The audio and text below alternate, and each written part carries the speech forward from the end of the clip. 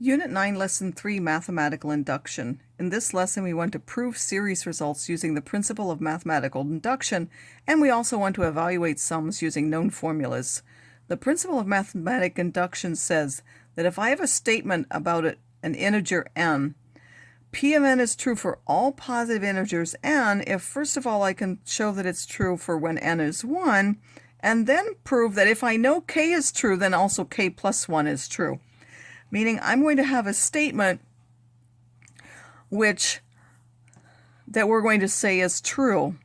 If I can show it's true for the first one, and then I can jump and say, well, if I know it's true to this one, I can show that it's true for one bigger than that, then it has to do for all positive, because since it's true for 1, then it must be true for 2. And since it's true for 2, it must be true for 3.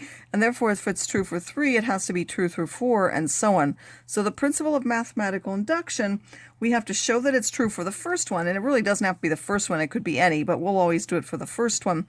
And then go and show that if it's true for k, it will also be true for k plus 1.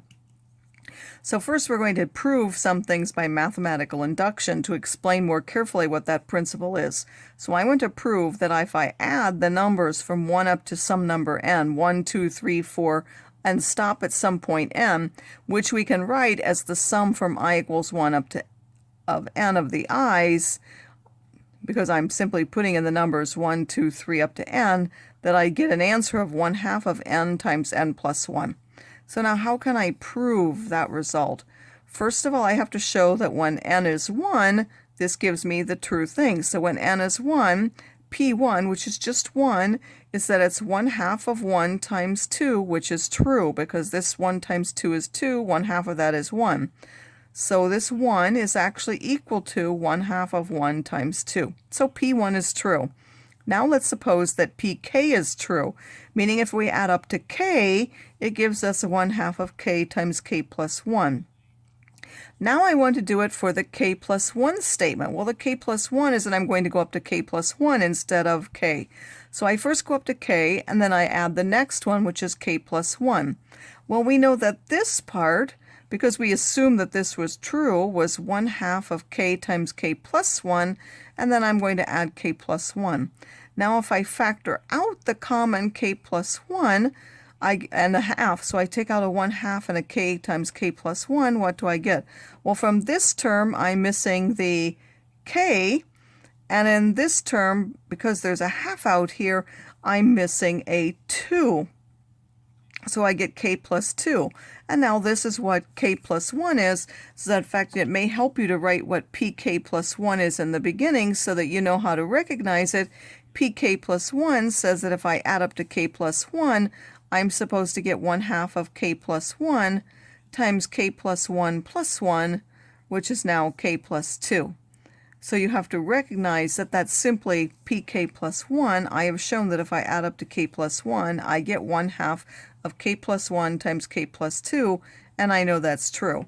And therefore, this is true for all n by induction. Suppose I have another formula, and it says that if I take 8, 10, 12 up until 2n plus 6, which is the explicit formula for this, why if n is 1, in fact, this is the start value, and I'm adding 2 each time, so I could show this is an arithmetic sequence with this explicit formula. I could show it's 2n plus 6. If I do that, I will get the sum from k equals 1 of the 2k plus 6 will now be n squared plus 7n. So again, I have to show that it's true for n equals 1. Assume that if it's true for k, it's true for k plus 1. So before we do that this time, what is p of k plus 1?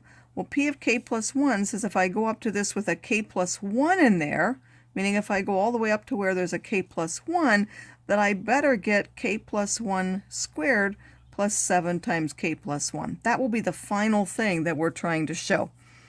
So I'm going to first show that it's true for 1. Well, that just means 8, because if I go up to 1, this ends at 8, means there aren't really any of these terms. It is just the 8. So now I'm trying to see, is 8 what I get if I put 1 in this formula? And that's true. So now suppose pk is true, meaning if I go up and I put all the terms 8, 10, 12, but I start at some number k, and that equals k squared plus 7k, then what happens if I add the next term to that? So if I assume this is true, what happens if I add one more term to it and I put in the one with k plus 1? Then I can replace this part with what we have assumed is true, k squared plus 7k, and then I'm going to add this to it. And now I've expanded all that, and I'm trying to rewrite it because I know this is what I'm looking for.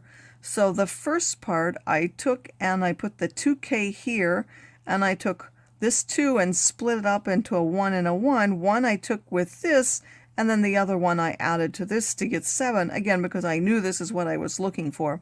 And now I can rewrite this part as k plus 1 squared, and here I can factor out the save, that's Kevin plus 7 times k plus 1. So now I know pk plus 1 is actually true, and therefore it's true for every n bigger than or equal to 1 by induction.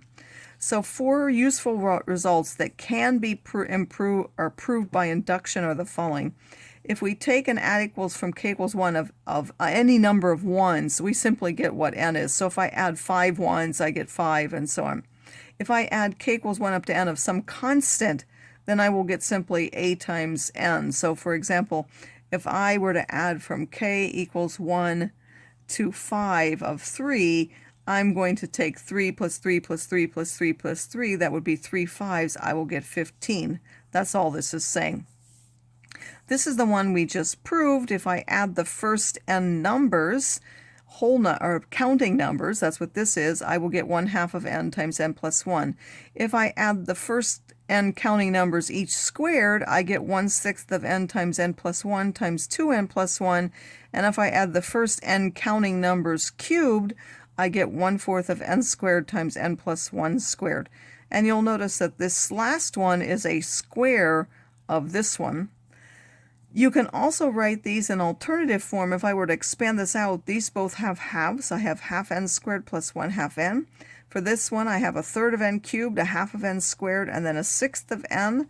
And this one, I have 1/4 in the front and 1/4 in the end with 1/2 in the middle, 1/4 of n to the 4th, 1/2 of n cubed, and 1/4 of n squared. That's in case you're ever asked to memorize those. I will give you these formulas, but if you were to continue on into calculus, you might be expected to know those formulas. Constants can come out of a sum, just like here. I could really have taken that a out and then I would have been adding up 1s to give me a times this.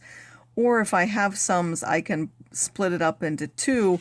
We're going to use that as we use sums to evaluate. So suppose that I want to prove that this, which is what we did by induction before, suppose I want to, instead of doing it by induction like we did in the proof, I use it using my known formulas. So the sum from 2k plus 6, I can take the 2 out, and then I get the sum of the k's, and then I get plus, I'm adding the 6's together. Well, we know that this has the formula 1/2 n times n plus 1, and then this, I'm adding n 6's, so I get 6n. And if I write all this out and expand it, I will get n squared plus n from this part plus 6n is simply n squared plus 7n. So as another example, suppose I want to find k equals 1 of k squared minus 3k plus 4. So I'm going to add this k squareds, and then I'm going to subtract 3 times the k's added together, and then I'm going to add the 4's together. This one has known formula again. Normally when we do it like this, we want the expanded formula, so I'm going to write that. That's the sum of the n squareds, and then I have subtracting minus 3. This is the sum of the n's, and then if I add n 4's, I get 4n. When I simplify all this and combine like terms, I get this, and then so I would typically take out 1/3 of n and get n squared minus 4n plus 8. It just makes it simpler to look at. So you would take out the common denominator fraction, and then also take out any power of n which happened to be in common.